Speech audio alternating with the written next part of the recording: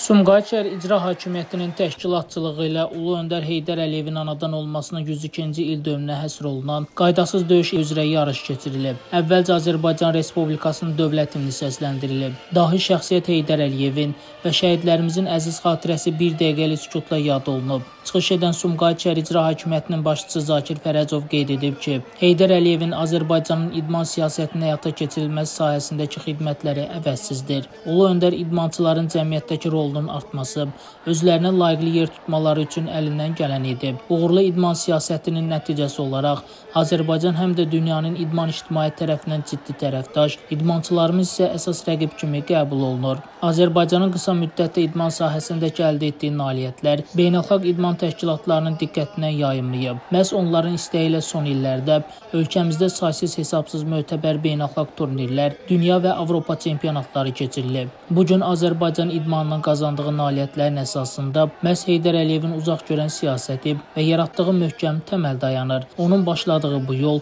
indi də Prezident İlham Əliyev tərəfindən uğurla davam etdirilir və Azərbaycan idmanı dünya səviyyəsində söz sahibi olmağa davam edir. Çıxışdan sonra yarışa start verilib. 18 yaşdan yuxarı 22 idmançı qalib adı uğrunda döyüşüb. Qeyd edək ki, bugün paytaxt Bakı ilə yanaşıb, demək olar ki, bütün regionlarımızda mükəmməl idman infrastrukturlarının qurulması, olimpiya idman komplekslərinin, müasir standartlara cavab verən müxtəlif idman qurğularının fəaliyyəti, bədən tərbiyəsi və idmanın daha da inkişafı və geniş vüsət alması üçün böyük imkanlar yaradıb. Şəmstan Fikrətli, Elbrus İsmailov, Bugün informasiya proqramı üçün.